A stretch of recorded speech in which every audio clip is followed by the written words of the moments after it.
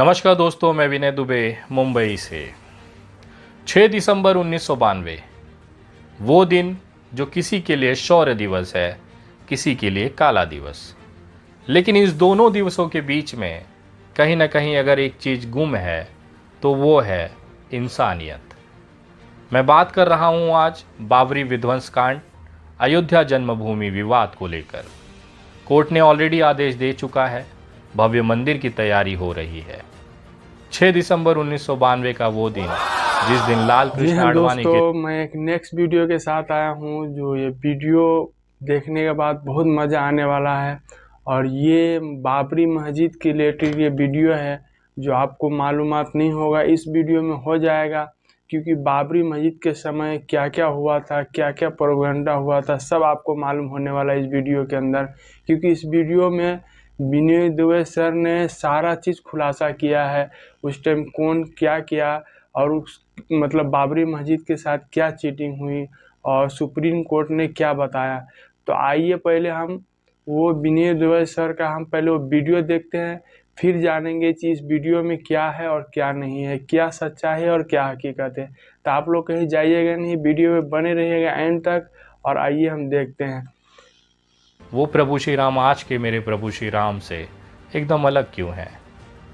जब बचपन में मेरे दादा मुझे रामायण बिठाकर जब समझाते थे, मुझे एक वाकया उसमें याद है। इससे आपको पता चलेगा कि मेरे प्रभु श्री राम का कद, उनका व्यक्तित्व कैसा रहा है।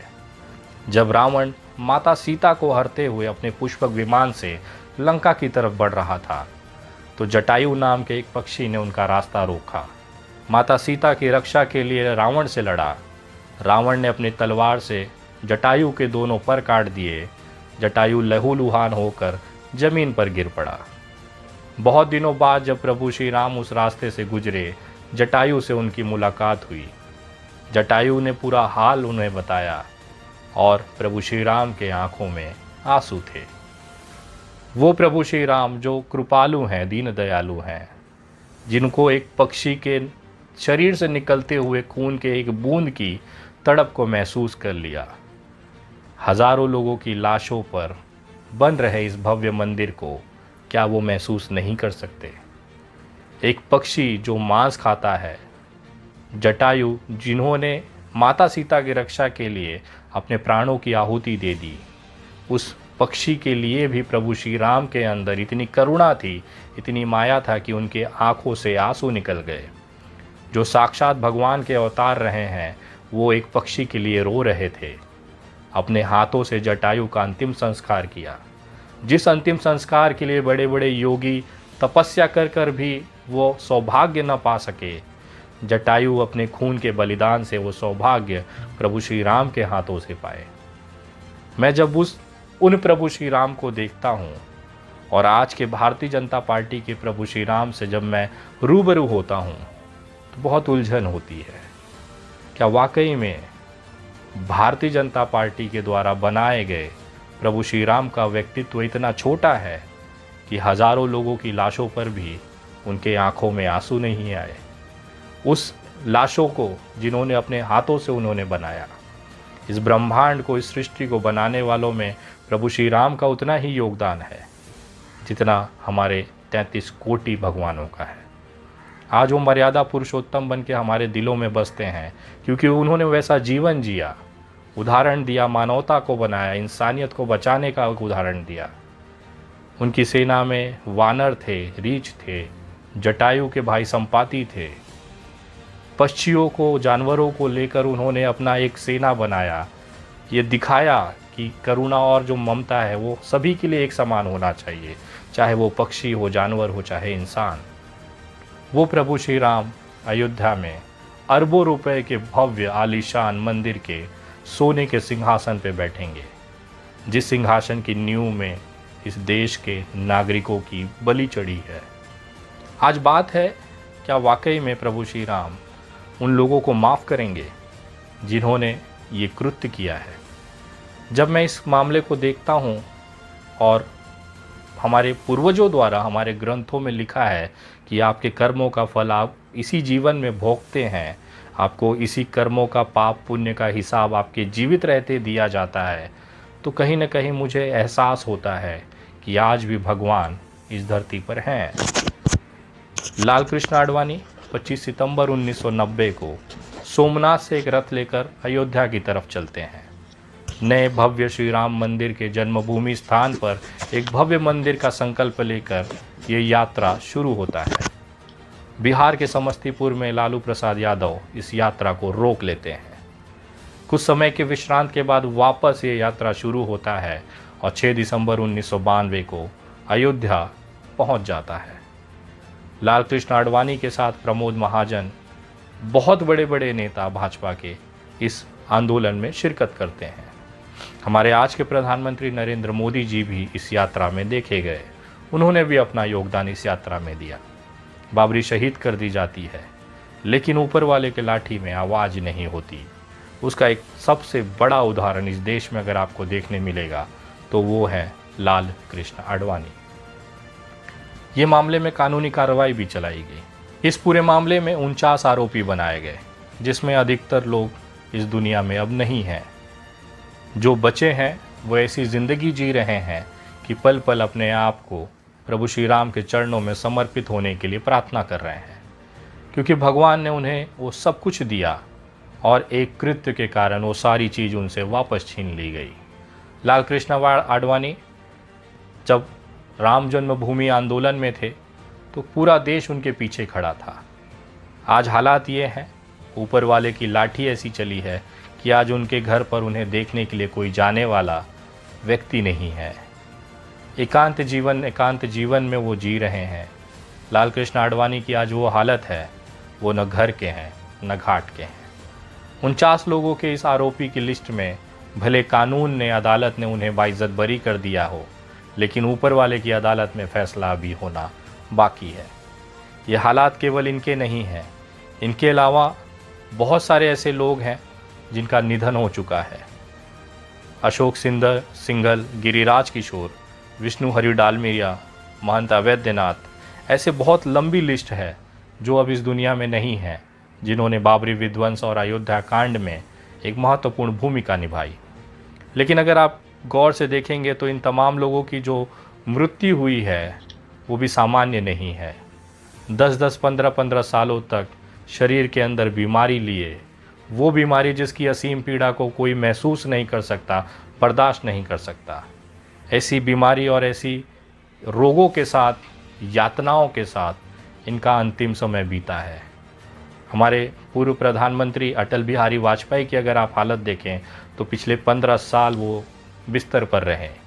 एक समय ऐसा आया कि उनकी याददाश्त तक चली गई, लोगों को पहचानने की क्षमता खत्म हो गई। लाल कृष्ण आडवाणी आज घर बैठे हुए हैं। प्रमोद महाजन जो सबसे बड़े चाणक्य थे इस पूरे रथ यात्रा में, उनको उनके भाई ने ही गोली मारकर हत्या कर दी। उनके सगे भाई ने प्रमोद महाजन की यह हत्या की थी। सोचिए प्रभु की लाठी कहाँ कहाँ चलती है। जितने भी लोग हैं आज उमा भारती हैं, आज उनकी हालत ये है कि कोई पूछने वाला नहीं है। एक समय ऐसा था कि उनकी तूती पूरे देश में बोलती थी। आज वो अपने ही पार्टी के अंदर ऐसे बगल में बिठा दी गई हैं जिनका कोई वजूद नहीं बनता है। मुरली मनोहर जोशी, हिंदुत्व का वो नाम जो अपने आप में एक चमकते हुए सूर्य की तरह था। बनारस जहाँ से हमारे प्रधानमंत्री नरेंद्र मोदी जी चुनकर आते हैं, वो गढ़ हुआ करता था मुरली मनोहर जोशी का। लोगों ने ये मान लिया था कि जब तक मुरली मनोहर जोशी की सांसें चलेंगी बनारस उनका है। लेकिन आज हालात ये हैं कि 548 संसदीय क्षेत्र के इस पूरे भारत में मुरली मनोहर जोशी के लिए एक सीट नहीं मिल पा रही है जहां से वो चुनाव लड़के संसद जा सकें। पार्टी में वो हालत है कि कोई पूछने वाला नहीं है। साइडलाइन इस कदर कर दिए गए हैं कि आज भी इनका बंगला जो है वो वीराना है। किसी समय करोड़ों लोगों के हृदय सम्राट हुआ करते थे लाल कृष्ण आडवाणी, मुरली मनोहर जोशी, प्रमोद महाजन, उमा भारती, अटल बिहारी वाजपेयी। ऊपर वाले की लाठी चली, क्योंकि मेरे प्रभु श्री राम इंसानियत को मारने वाले को कभी भी कबूल नहीं करेंगे, कभी भी उनका सम्मान मंजूर नहीं करेंगे। बहुत सारे उदाहरण हैं। अधिकांश लोग जिनकी मृत्यु हुई है, उनकी जो बीमारियां अगर आप गूगल पे सर्च करेंगे तो लगभग 90% लोगों को सांस की बीमारियों की वजह से मिला है। जिस देश की हवा को इन्होंने हिंदू और मुसलमान के नाम पर खराब की, 10-10 साल वो लोग अपने शरीर के अंदर ऑक्सीजन खींचने के लिए तड़पते रहे। ये है ऊपर वाले की मार। मैं किसी के लिए गलत विचार नहीं रखता। मैं भगवान से प्रार्थना करता हूँ कि सभी को सुखी रखे, संपन्न रखे, स्वस्थ रखे।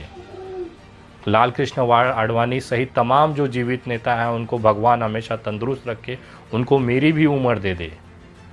लेकिन जो भगवान ने इनके साथ किया है वो इनके कर्मों का ही फल है। और शायद यही कारण है कि हज़ारों करोड़ों लोगों की आंखों से निकले हुए आंसू को आज भी ये भरपाई कर रहे हैं। ये सारी चीज़ें देखने के बाद मुझे कहीं ना कहीं यकीन हो जाता है कि भगवान आज भी है।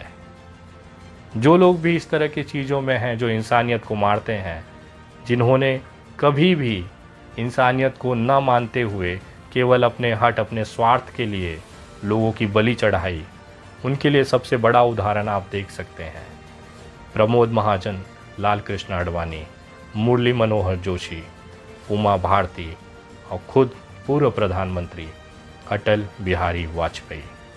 अगर इनसे भी आप नहीं सीख पा रहे हैं तो भगवान ही आपको सद्बुद्धि दे, वही आपका मालिक है। यही मैं प्रार्थना कर सकता हूँ। इस देश में इंसानियत पालो मेरे भाई, क्योंकि वही, चाहे इस्लाम हो, चाहे वो क्रिश्चियनिटी हो, चाहे वो सनातन हो, एक ही चीज़ हर ग्रंथ, हर धर्म में लिखा गया है और यही बताया गया है कि सबसे बड़ा जो धर्म है वो इंसानियत है। हमारे सनातन में कहा गया है कि नर की सेवा ही ईश्वर सेवा है, मानव सेवा ही ईश्वर सेवा है। फिर भी हमारी आंखें नहीं खुलती। हम भगवान को तो मानते हैं, लेकिन भगवान के बताए बातों को नहीं मानते। हिंदू को मुसलमान से दिक्कत है, मुसलमान को हिंदू के दिक्कत है, हिंदू को मुसलमानों की अजान से दिक्कत है, मुसलमानों के हिंदुओं के भजन से दिक्कत है, प्रार्थना से दिक्कत है। एक दूसरे के लिए अगर हम इसी तरह से काटते मरते रहेंगे तो एक दिन ये पूरा धरती खाली हो जाएगा, वीराना हो जाएगा। आँख के बदले आँख अगर हम लेते रहेंगे तो सारा ये देश, पूरा विश्व अंधा हो जाएगा। ये बहुत छोटी सी बात है, एक 12 साल का बच्चा भी ये चीज़ समझता है। फिर हम क्यों आपस में लड़कर हिंदू मुसलमान के नाम पर अपने खूनों के बलिदान दे रहे हैं, अपनी इंसानियत को मार रहे हैं। ये केवल राजनीति लोग, नेता अपने फ़ायदे के लिए आपको, हमको लड़ाते हैं। अगर यही चीज़ आप समझ जाएं, आज जितने भी लोग कार सेवा करते समय मरे हैं, क्या उनके घर में सरकार की तरफ से कोई चीज़ या कोई सुविधा मुहैया कराई गई है? कोई नहीं पहुंचा है। चंदन गुप्ता तिरंगा यात्रा करते हुए शहीद हो गया। ज़रा पूछिए उसके माँ बाप से कि क्या कोई सरकार ने उसे आकर मदद किया है? उत्तर प्रदेश में हिंदुत्व की सरकार, खुद योगी जी उसका ध्वज पताका लेकर आगे चल रहे हैं। गर्व है वहाँ के लोगों को अपने योगी आदित्यनाथ पर। उन्हीं योगी आदित्यनाथ के घर में चंदन गुप्ता, उनकी माँ, उनके बाप, उनकी बहन आज भी रो रही है कि जिस सरकार के लिए उसने अपने बच्चों को खोया है, आज वो सरकार उनको पूछार नहीं कर रही है, कोई पूछताछ नहीं कर रही है। तो किस लिए अपने जिंदगी का बलिदान दे रहे हैं? अभी भी समय है, आंखें खोलिए, वरना लाल कृष्ण आडवाणी होते देर नहीं लगेगी। जय हिंद, जय महाराष्ट्र।